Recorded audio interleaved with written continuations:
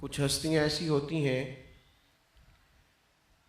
جو اس جہان آب و گل میں ایسی بھی آتی ہیں کہ جو خالص وہبی فضائل کے ساتھ تشریف فرما ہوتی ہیں، اور کچھ لوگ ایسے ہوتے ہیں جو محنت کر کے جد و جہد کر کے زہد و ورع تقوی اور پرہیزگاری کے سبب مقام حاصل کرتے ہیں، لیکن کچھ ایسے ہوتے ہیں جن کو رب چن لیتا ہے، ان کا انتخاب فرماتا ہے۔ امام علی مقام امام حسین رضی اللہ تعالی عنہ پھولوں سے زیادہ خوشبودار، چاند سے زیادہ روشن اور صبحوں کے اجالے سے زیادہ تابناک سیرت رکھنے والی شخصیت کا نام ہے۔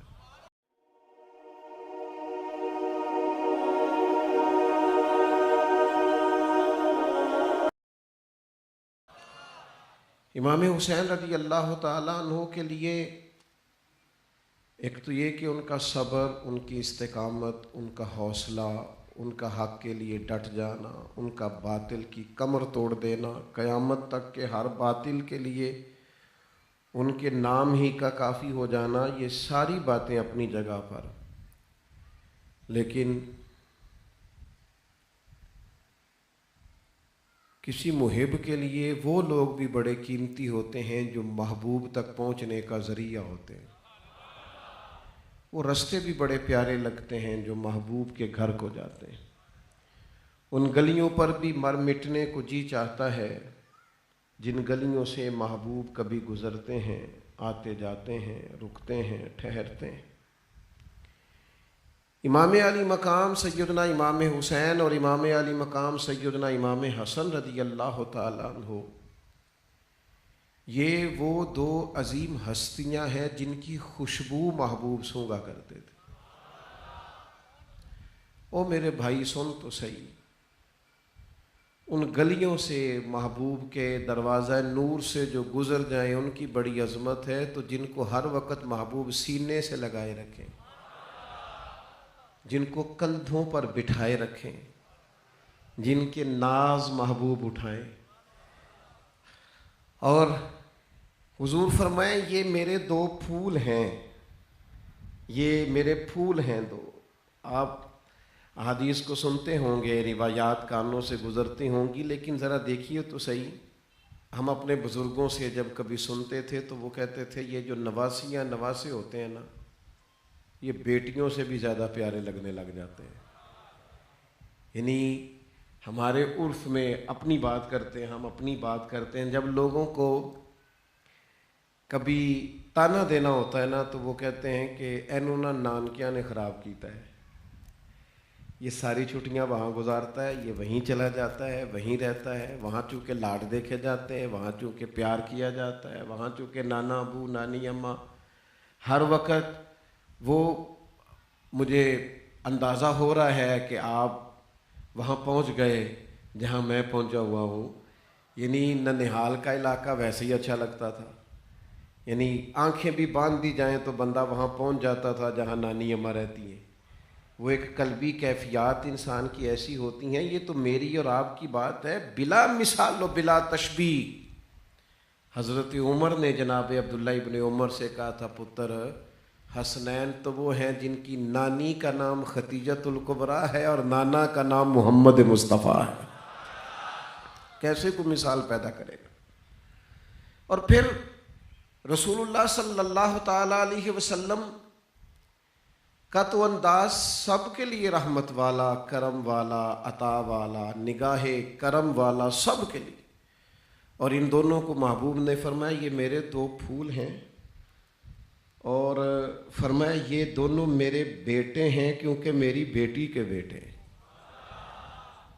تو محبوب کریم علیہ الصلاۃ والسلام ان کی عظمتیں اور شانیں بیان کرتے کرتے فرمانے لگے یہ تو ان کا دنیاوی مقام ہے نا، کہ تم ان کی فضیلتیں، عظمتیں، شانیں، بلندیاں یہاں جو دنیا لوگ جن چیزوں کو دیکھتی ہے وہ تم دیکھ رہے ہو، دنیاوی نظر سے جو لوگ دیکھتے ہیں، تقویٰ، پرہیزگاری، استقامت، صبر، شکر، یہ تم دیکھ رہے ہو، یہ تو دنیا جس کو دیکھتی ہے وہ ہے نا، فرمایا ایک ان کا اخروی مقام ہے، وہ کیا ہے؟ فرمایا جنتی جوانوں کے سردار ہیں دونوں، جنتی جوانوں کے بھی سردار ہیں۔ نبی پاک صلی اللہ تعالی علیہ وسلم جن لوگوں کی عظمتوں کو اس حال میں، حضور علیہ الصلوۃ والسلام اکثر باقاعدہ گھر تشریف لے جاتے اور رات قیام کرتے سیدہ پاک کے گھر میں، اور شہزادوں کو دائیں بائیں لٹاتے، حضور اپنے کندھوں پر سواریاں کراتے۔ او یار، آپ کا کیا خیال ہے کہ یہ بڑا کوئی سادہ سا عنوان ہے، اشتہار پہ لکھ دینا محفل ذکر حسین؟ آپ کا کیا خیال ہے کہ یہ آپ کوئی کسی روایتی مجلس میں آئے بیٹھے ہیں؟ آپ کا کیا خیال ہے کہ وہی کوئی خاص مخصوص سا رنگ ہے، وہی ایک انداز ہے؟ اس محفل کے سجانے کے پیچھے وہ حکمت ہے کہ رسول کریم علیہ الصلوۃ والسلام نے ہاتھ اٹھا دیے تھے دعا کے لیے، ہاتھ اٹھا کے دعا کے لیے کہا، اے اللہ یہ میرے حسن اور حسین ہیں، میں ان دونوں سے محبت کرتا ہوں، تو بھی ان سے محبت فرما، اور جو جو ان سے محبت کرے تو ان سب سے محبت فرما۔ او میرے بھائی، ہم نے تو کسی خاص مقصد کے لیے اس عنوان کے زیر سایہ بیٹھنے کا فیصلہ کیا ہے۔ یہاں تو کوئی خاص لالچ کار فرما ہے، یہاں تو محسوس ہوتا ہے کہ ان کا ذکر چلنے لگتا ہے تو رحمت اپنا رخ ادھر کرنے لگتی، محسوس ہوتا ہے کہ ان کا ذکر چھڑتا ہے تو ٹھنڈی ہوائیں بھی ادھر کو رخ پھیر لیتی ہیں، یوں لگتا ہے جیسے موسم بھی فیض لینا چاہتا ہے۔ آپ کبھی اندازہ کریں نا حسنین کریمین کی محبت کا، ان کے انداز کا، ان کے آنے جانے کا، کہ حضرت مولا علی شیر خدا شہزادوں کے ساتھ گزر رہے ہیں تو حضرت ابو بکر صدیق رضی اللہ تعالیٰ عنہ دیکھ کے کہنے لگے، علی ایک بات کروں؟ کہا کیجئے۔ فرمایا ان شہزادوں کے چہرے آپ پر نہیں ہیں، یہ تو سارے کے سارے مدینے والے محبوب پر، یہ تو سارے۔ آپ دیکھ لیں نا، ہمارے اور آپ کے گھروں میں ہوتا نہیں کہ نانا ابو پہ چلا گیا، یہ دادا پہ چلا گیا، یہ سارا ناک تو اس کا جو ہے وہ چچا پہ ہے، اور اس کی ادائیں جو ہیں وہ دیکھو کیسی اپنے والد سے ملتی جلتی۔ حضرت ابو بکر صدیق رضی اللہ تعالیٰ عنہ فرمانے لگے، سارے کے سارے ان کے رخسار بھی، لب ہائے لالی بھی، ان کی پیشانی کا نور بھی، اٹھنا بھی، بیٹھنا بھی، چلنا بھی، یعنی دونوں کو اکٹھا کریں تو صورت مصطفیٰ بن جایا کرتی۔ او میرے بھائی، کشش دیکھ اس پیار کی، رنگ دیکھ اس پیار کا۔ حضرت عثمان غنی فرماتے ہیں، مجھے وہ دن یاد ہے کہ جب دونوں شہزادے ذرا دیر سے حجرے سے نکلے تھے تو محبوب نے مقدس گھٹنے زمین پہ رکھ دی اور بازو کھول دیے۔ یہ کوئی میں کسی عام نانا اور نواسا کا پیار بیان نہیں کر رہا، یہ ان کی بات کر رہا ہوں جن کا ہر کام وحی خدا ہے، ان کی بات کر رہا ہوں کہ جن کا اشارہ کر دینا سند ہے، قیامت تک کوئی توڑ نہیں سکتا۔ اور محبوب پاک علیہ السلام کا ان سے پیار کرنا، ان کا ذکر کرنا، روز سنتے ہو باتیں، لیکن ان کا مزہ بھی کبھی تنہائی میں لے کے دیکھو، کبھی ان کی کیفیت بھی ہوتے ہیں کچھ رشتے، مطلب ان میں شدت بڑی ہوتی ہے، کیف بڑا ہوتا ہے۔ میں آپ کو اکثر دیہاتی مثالیں دیتا رہتا ہوں، پھر دیتا ہوں۔ کبھی کبھی دوستوں میں کوئی گفتگو ہو جاتی، بات ہو جاتی، تو کوئی کسی کے والد پر یا دیہاتی ماحول میں یا خاندان پر اعتراض کرتا تو ان پڑھ سادہ اور چھوٹا بچہ بھی کہتا، گھر تک نہ جائیں بھائی، وہ میری ریڈ لائن ہے۔ چلیں بعد میں دولت آ گئی، حالات اور ہو گئے، بھائی سے ہی رٹا شروع ہو گیا، جائیداد کا بات الگ ہے، لیکن سارے دکھ آزمائشیں سہنے والا بھائی اور ساری دھوپ اکیلے برداشت کرنے والا بھائی، ہلکا سا کسی نے اس کے بھائی کو تھپڑ لگا دیا تو اس کا جوش، اس کا رنگ، اس کے آنکھوں کی سرخی اور اس کا غصہ سنبھالا نہیں۔ وہ تو میرے پرانو مارے ہیں، تیری جرت کیسے ہوئی؟ میرے بھائی کی طرف تو نہ دیکھ، آنکھیں نکال دوں گا، تو ایک دفعہ آ تو صحیح۔ اور کئی لوگ سنبھال نہیں، یار تو بردبار آدمی ہے، اس نے کہا تو ٹھیک ہے، پر اس میرے پرا لگ چکی ہے، او بھائی تو حلیم ہے، سیانا ہے، پڑھا لکھا ہے، لیکن کہتا نہیں نہیں، تو یہ میرے رشتے کا نہیں پتا، میرے ساتھ جو کرتا میں قبول تھا، پر میرے بھائی کی طرف یہ کیسے ہو گیا؟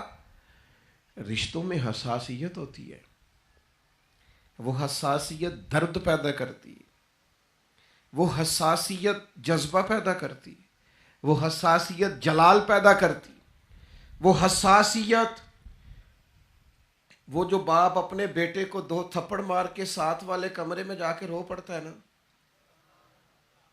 غلطی بیٹے نے کی تھی، تھپڑ بنتے تھے، لیکن وہ جو ساتھ والے کمرے میں جا کے رویا، مانا یہ ہے کہ پیار بڑا زیادہ کرتا ہے، بیٹا اچھا بڑا لگتا ہے، اس کا دل نہیں کرتا تھا، مجبوری تھی 2 لگانے کی۔ رشتوں میں حساسیت ہے، یہ میں آپ کی اور اپنی بات کر رہا ہوں، بلا مثال بلا تشبیہ، کوئی ہاں مثال فٹ نہیں ہوتی، پر خدا را میرے دوستو، ان حدیث کے ان لفظوں کی حساسیت کبھی نہ بھولنا۔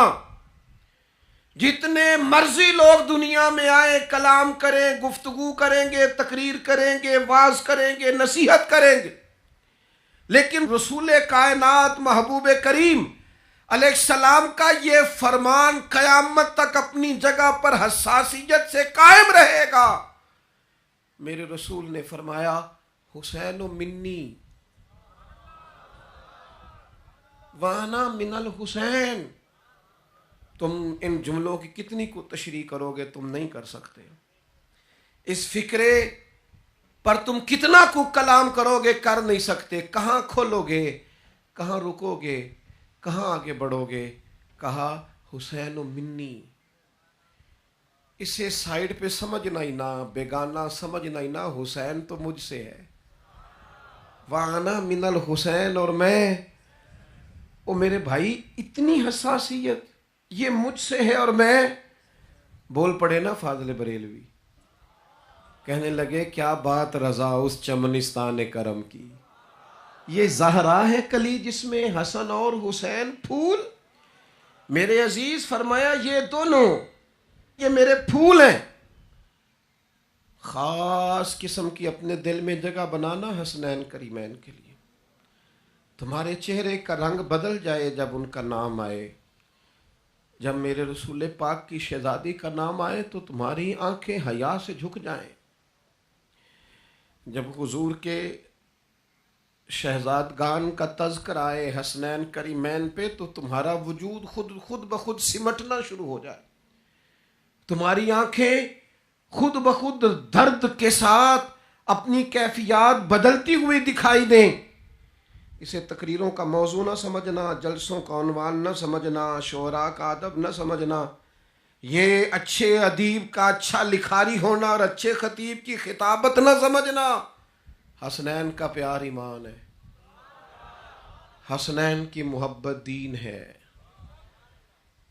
حسنین کے نام پہ لنگر بانٹنے والا تمہیں پتہ ہی نہیں محبوب تم سے پیار کتنا کریں گے، ان کی یادوں میں آ کے بیٹھنے والا تمہیں پتہ ہی نہیں حضور اس سے راضی کتنے ہوتے ہیں جو حضور کے حسنین کا تذکرہ کرتے ہیں۔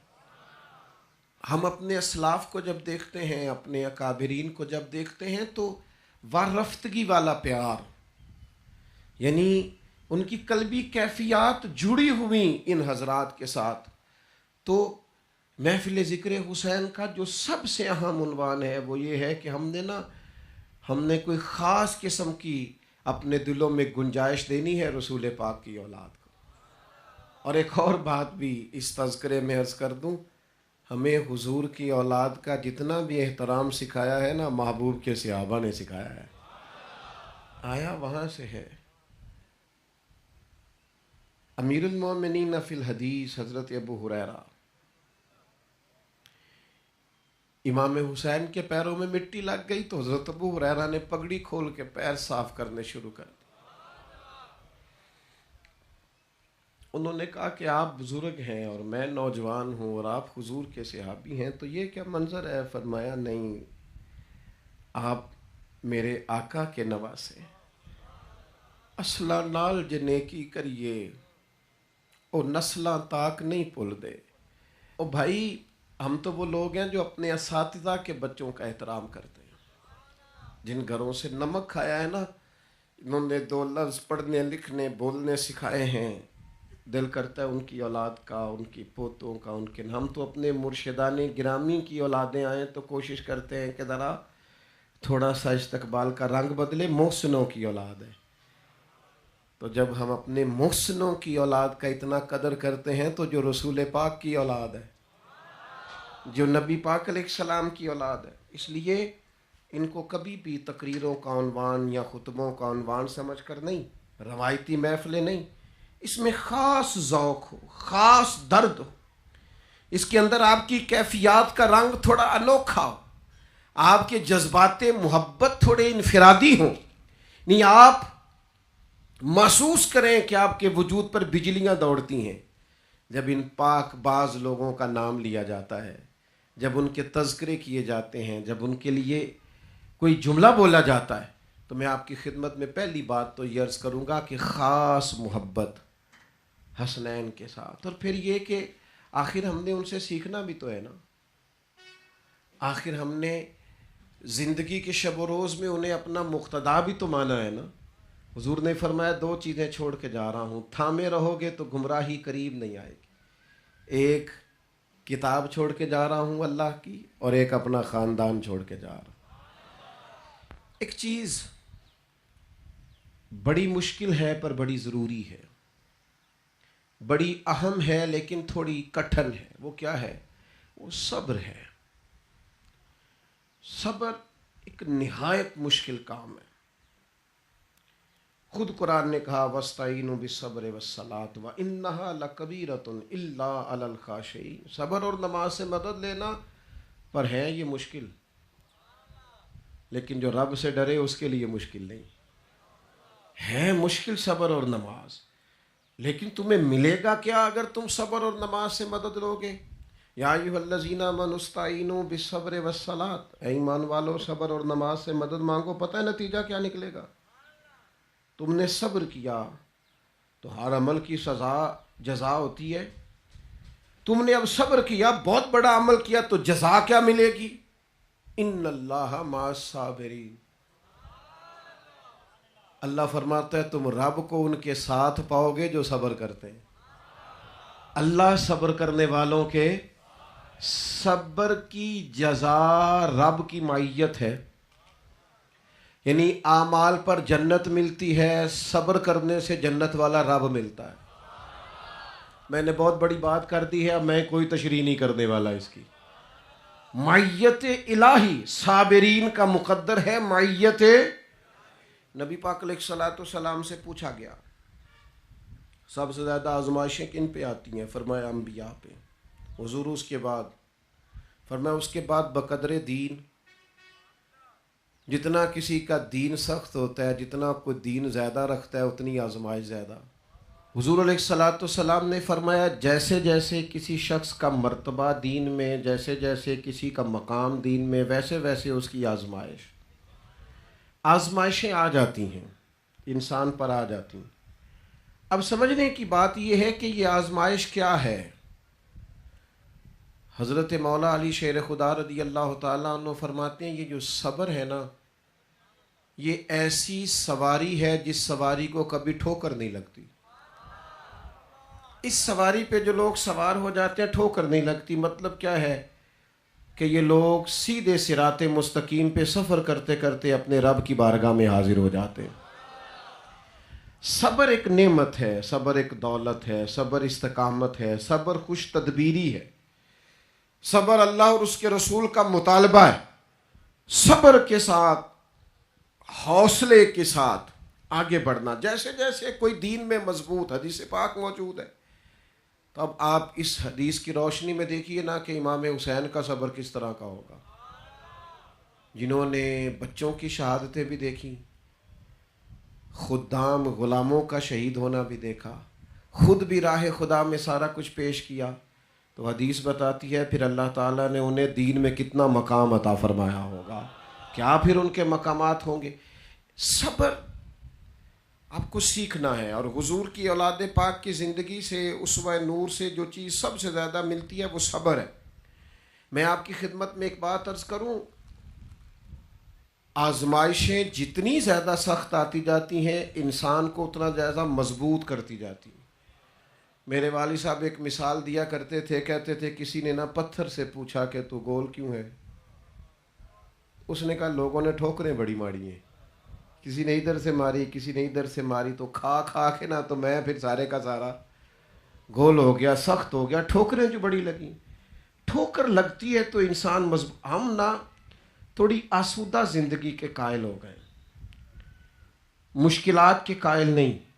ہمارے اسلاف فرمایا کرتے تھے جس کے استاد اسے مشکل میں رکھیں اور جس کے پیر اسے مشکل سے مشکل کام بتائیں، معنی یہ ہے کہ بڑے سے بڑا درجہ دینا چاہتے ہیں، اس سے کچھ کام لینا چاہتے ہیں۔ لیکن چونکہ ہماری سوسائٹی میں ماحول میں ایک طبیعت لوگوں کی بن گئی ہے کہ وہ ذرا سی مشکل پر گھبراتے ہیں، ہاتھ پیر پھولنے لگتے ہیں، تکلیف نہیں سہ سکتے، انتظار، ٹھہراؤ، بردباری، صبر، یہ لوگوں کی زندگیوں سے رخصت ہو گیا۔ صابرین کا درجہ بہت بڑا ہے۔ اب دیکھیے امام حسین رضی اللہ تعالیٰ عنہ سے پہلے ان کے صاحبزادے ان کے سامنے شہید ہو گئے۔ نبی پاک علیہ السلام کا فرمان صحیح حدیث میں موجود ہے، حضور فرماتے ہیں جب اللہ تعالیٰ کسی کے بچے کا انتقال ہوتا ہے نا اس کی موجودگی میں، تو اللہ تعالیٰ فرشتوں سے فرماتا ہے تم میرے بندے کے جگر کا پھل لے آئے ہو۔ وہ کیا کہتا تھا؟ اس پر سب سے بڑی آزمائش آئی، اس کا بیٹا اس کی زندگی میں چلا گیا، تو اس نے کیا کہا؟ تو فرشتے عرض کرتے ہیں مالک، ایک تو اس نے انا للہ و انا الیہ راجعون پڑھا، اور اس حال میں بھی کہ ہم اس کا بیٹا لے آئے ہیں وہ پھر بھی اپنے رب کی تعریف ہی کر رہا تھا، وہ تیری حمد بیان کر رہا تھا۔ تو حضور علیہ السلام فرماتے ہیں، رب فرماتا ہے پھر اس کے لیے جنت میں ایک گھر بنا دو اور گھر کا نام بھی بیت الحمد رکھ دو۔ اس نے پھر بھی میری حمد کی ہے، میں نے اتنی زیادہ آزمائش دی، اتنی زیادہ، پھر بھی حمد ہوتی رہی۔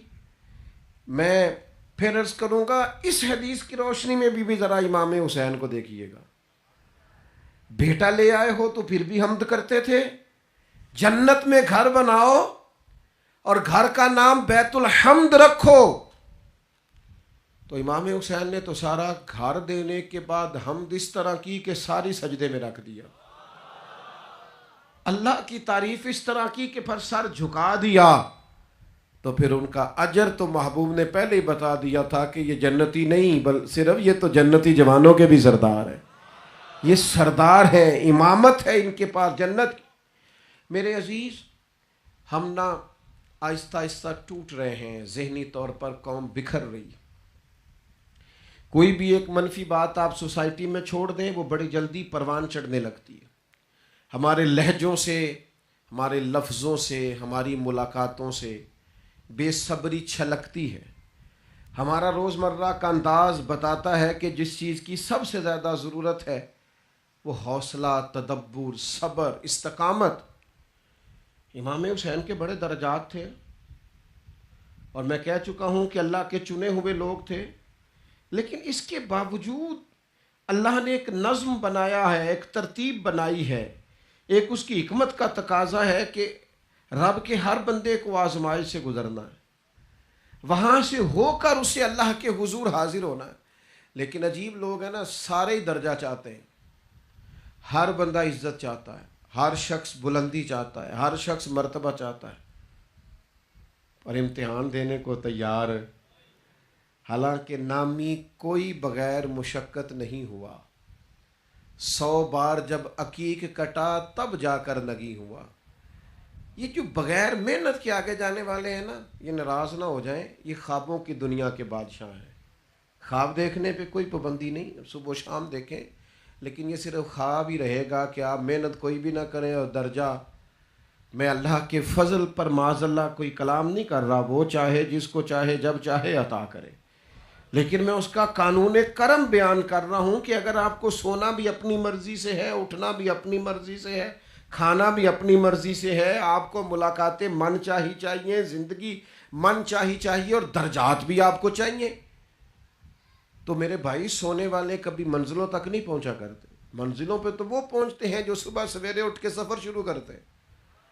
منزلوں پہ تو وہ پہنچتے ہیں جن کو یہ خیال ہوتا ہے کہ رستے میں پہاڑ آیا تو پھر بھی میں نے گزرنا ہے, دشوار گزار گھاٹی آئی تو پھر بھی میں نے گزرنا ہے, جن کا خیال ہوتا ہے کہ اگر موسم صحیح ہوا جو خراب ہوا مجھے بہرحال اپنا سفر طے کرنا ہے. اپنی زندگی میں امام حسین رضی اللہ تعالیٰ عنہ سے یہ سیکھ لو اچھے طریقے سے کہ آپ کے اندر کمال کا صبر ہونا چاہیے, کمال کا.